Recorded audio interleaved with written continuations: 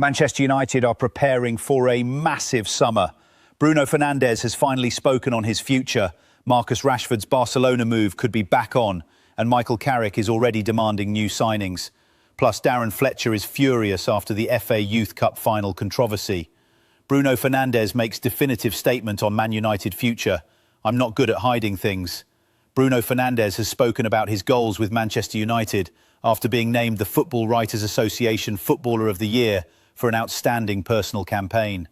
Bruno Fernandes admits he is a player who will always wear his heart on his sleeve. His devilish grin after putting another chance on a plate for a teammate has been the script to Manchester United's rollercoaster season. But there have been times when Fernandes' frustration has been obvious when it has not gone United's way. United are set to return to the Champions League next season, but crashed out of the domestic cups this season and were not in Europe. They have changed manager, as Ruben Amorim left before Michael Carrick helped revive the whole season. And if there was a scowl on Fernandes' face before, he is smiling again now. He is so passionate about United, about his connection with the club and the fans. That is why Fernandes always wants the best for United, and it is what drives him. He is as hungry as ever for success. That is what sets him aside as a special player, person and captain.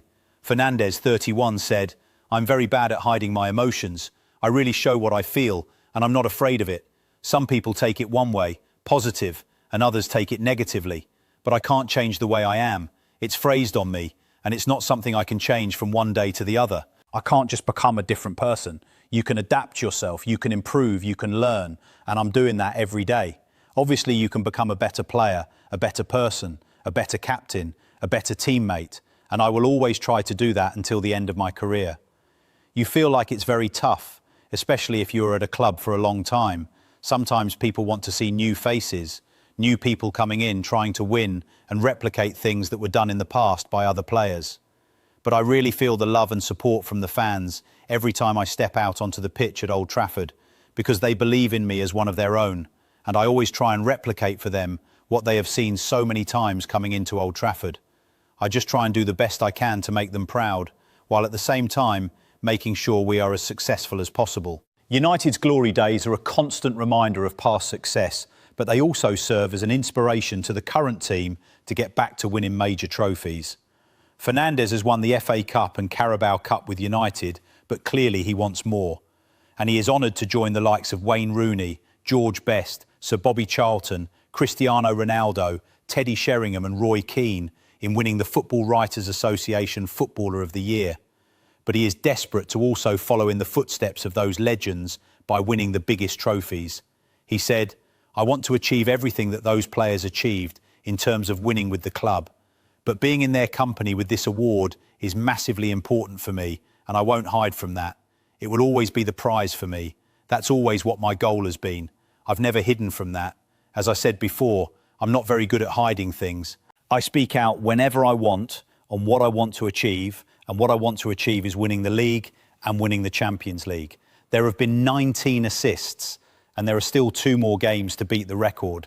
There have been some amazing assists. Surely his pass to Bryan Mbeumo after a driving run from midfield in the Manchester derby must be right up there with the best."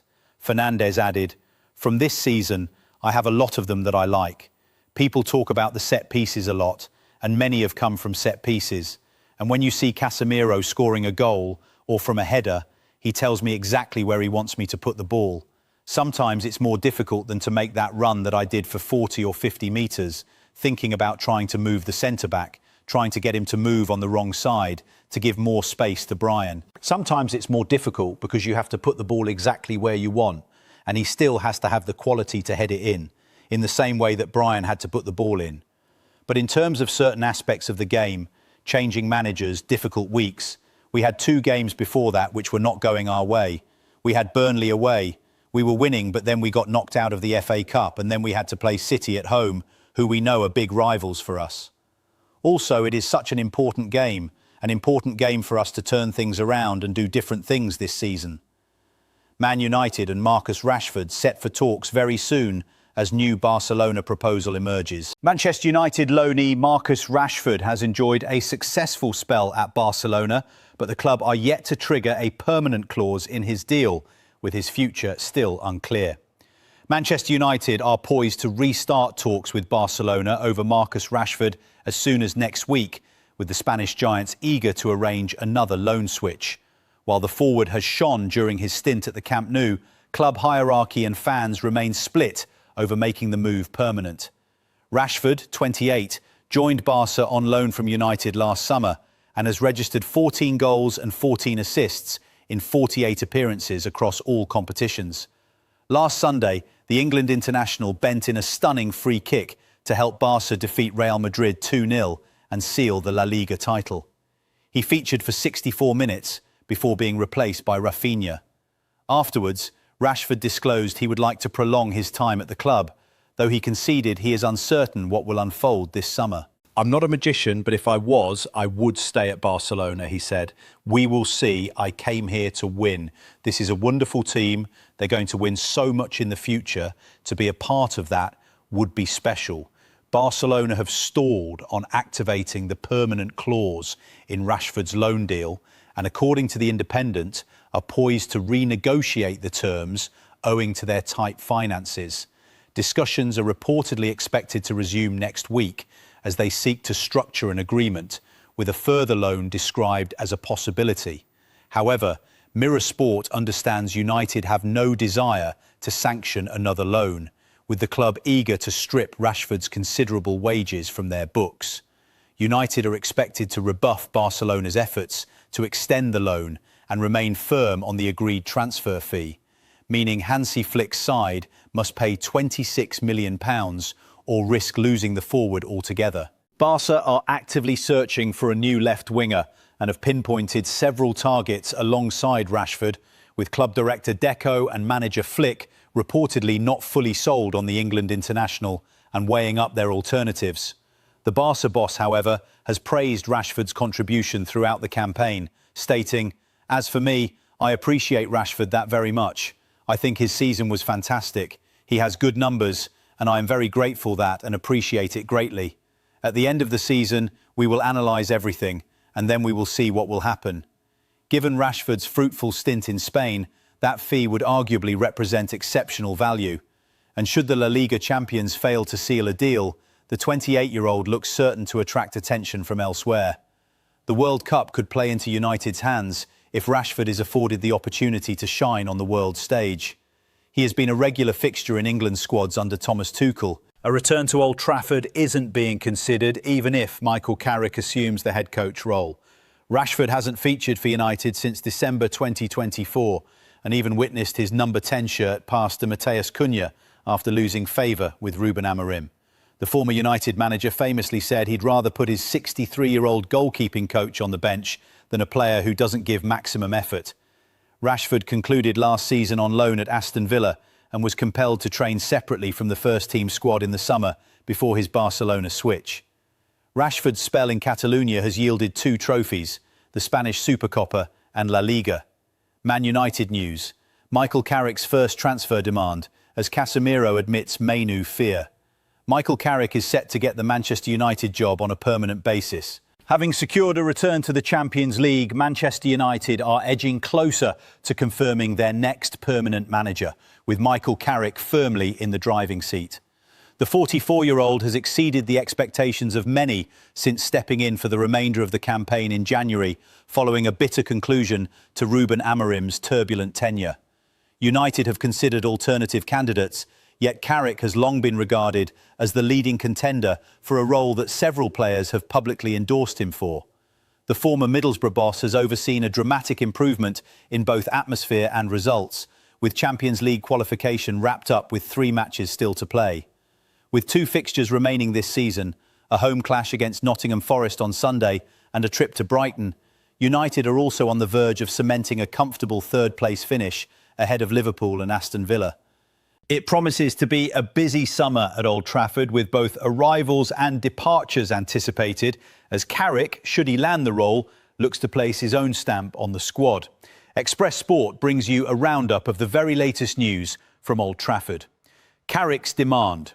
Carrick has made little effort to conceal his desire to take the job on a permanent basis, remarking after a recent fixture that it feels like a natural fit, and he expects to receive full backing during what could prove to be a hectic summer transfer window.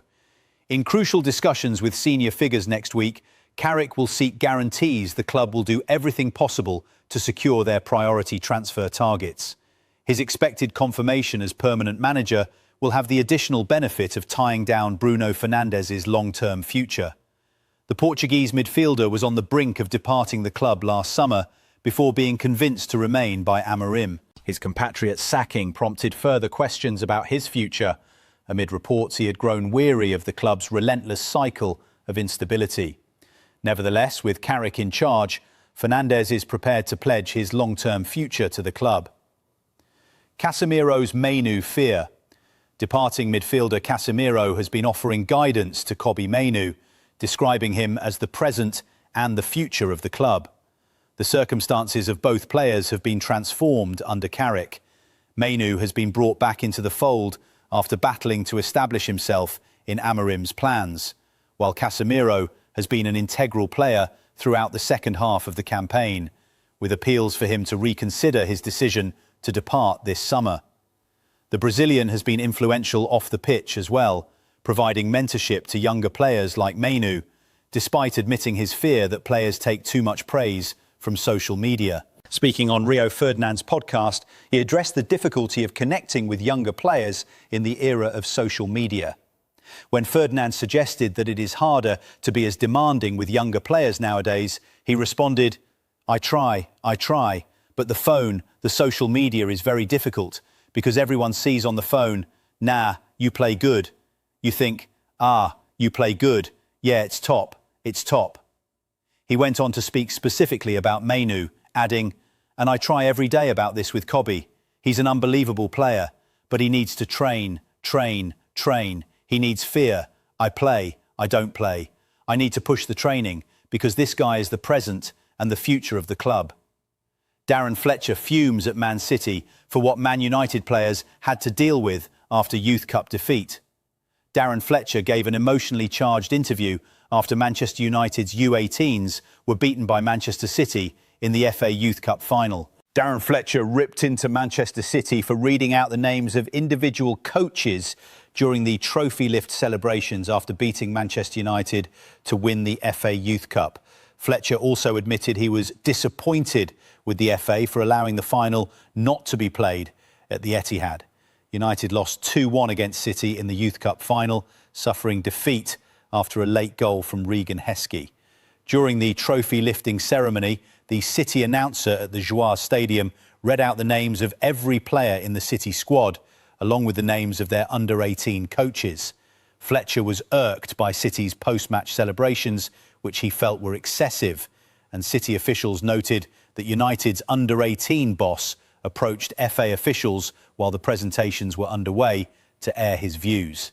Fletcher spoke to reporters after the final whistle and did not hold back when he was asked if the Youth Cup final defeat was a painful lesson. Not only to watch a team lift a trophy, but to be a Man City parade when it's an FA Youth Cup final. I've never heard individual coaches be shouted out, every individual player be shouted out, he said. That doesn't happen in cup finals. So I'm disappointed in the FA for everything that's gone around this game, for the location, for everything. And then our players having to deal with that. But as you say, it's disappointing. You have to stand there. You have to respect the opposition. But not when Man City take over an FA Youth Cup. It's an FA competition. It should never have been like that. But that's my one gripe for tonight. But the best team won. Compliments to them. The venue for the Youth Cup final was a controversial topic in the build-up to the game. Ordinarily, finals in the competition are played at a club's main ground, but City could not accommodate the fixture at the Etihad due to construction work taking place around their 3 remaining Premier League home games. Fletcher diplomatically expressed disappointment with the decision in an interview before the game, but he did not hold back when asked whether the FA could have done more to ensure the final was played at a main stadium. City received special dispensation to play their Youth Cup fixtures at the Joie Stadium this season, but it's understood the FA were supportive of the game being played at the Etihad if possible. United offered Old Trafford to host the game, but City declined before hitting back at complaints over their decision to play the final at the Joie Stadium. Probably a little bit, he said, of whether the FA had to take control back in the Youth Cup. If you see the things that have gone on throughout this game, it's a historic competition. So there's been a lot of disappointments in the build-up, but what I will say is Man City have got a fantastic manager. He's a great, really nice guy, dead respectful, coaches his team the right way. You know, no antics on the sidelines between both of us. So I've got a massive respect for them, and their players have got a lot of good players. But you know, it's an FA competition, and it felt like it was a Man City competition for this whole build-up to the game in terms of how we had to deal with that at the end there. So that was my one little bit of disappointment from that, is that these things are looked at. You know, we have other things with the under-21s game being 48 hours after this. So some of our players aren't going to experience that. We're dealing with a lot of difficult dynamics just now in terms of these youth fixtures, which is disappointing.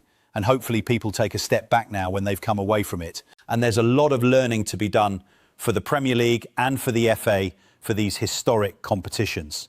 United received 968 tickets for the final at the 7,000 capacity Joie Stadium. City's club website referenced a sold-out Joie Stadium crowd in the aftermath of the game, but there were empty seats spotted in different areas of the ground during the game. There were 67,000 fans at Old Trafford when United's U18s beat Nottingham Forest in the 2022 Youth Cup final. 7 transfer rumours today.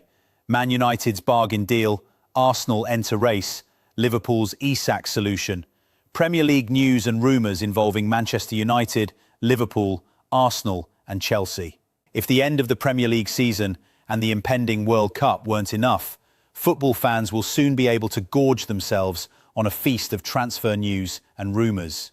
It's just a matter of weeks before the summer window flings open, and it could be a busy one. All of the Premier League's big guns will be looking to get deals done, and potentially quickly, to avoid paying the World Cup tax on stars who shine in North America in June and July.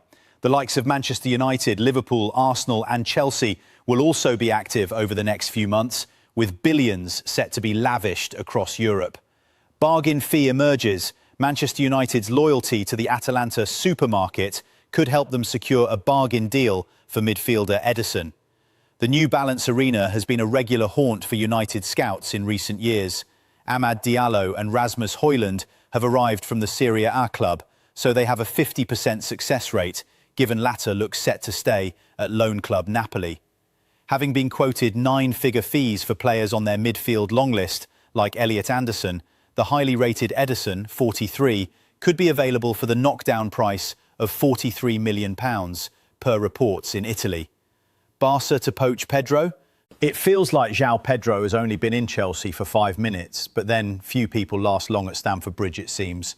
According to reports in his homeland, Barcelona see him as a long-term replacement for Robert Lewandowski, who looks to be Saudi-bound. Globo Esporte reports that Barca sporting director Deco has stepped up his pursuit of Pedro. Chelsea, for their part, are said to have no interest in selling, but then they've said a lot of things over the last couple of years, haven't they? Atletico Madrid's Julian Alvarez, who is being touted for a Premier League return, is also reportedly on Barca's wish list. Gunners want Hammer West Ham midfielder Mateus Fernandes, looks set to leave the Hammers this summer, regardless of whether they win their relegation battle. Man United, of course, and PSG have been linked with Portugal's star, but Arsenal are also in the frame to land the 21-year-old, say the Times. Emirates Stadium arrivals will be offset by departures too, with forgotten midfielder Christian Norgard likely to be offloaded. Liverpool's Isak solution? Having spent almost £500 million last summer, only to get significantly worse, some achievement that, Liverpool are set to get the chequebook out again this summer, with the forward line one of their priorities. RB Leipzig's Jan Diomande and Bradley Barcola of PSG have emerged as targets, but another Leipzig star, Antonio Nusa, a left-sided player, could be the key to getting the best out of £125 million man Alexander Isak, reports the iPaper. The Norwegian could be available for around £50 million, although his value would shoot up if he shines at the World Cup. Spurs set for bidding war. Tottenham's transfer business will of course hinge on whether they're playing Arsenal or Lincoln next season. With Christian Romero and Mickey van der Ven potentially on the way out either way, the defence will need strengthening. Sassuolo centre-back Tarek Muharemovic, 23, has emerged as a target, with his club seemingly looking to start a bidding war for the Bosnian, who is also on Juventus and Inter Milan's radar, reports Sky Italia. City to be offered Real fighter. Manchester City could be offered Real Madrid bad boy Federico Valverde this summer, according to reports in Spain. The Uruguayan looks set to leave Los Blancos following his brawl with Aurelien Tchouameni. City have inquired about Valverde before, and according to AS, they have been put on alert in the wake of the bust-up. Real would want in the region of £100 million, though. Villa looking for Soule. Aston Villa want Argentine attacking Matthias Soule, 23, from Roma, according to Gazzetta dello Sport.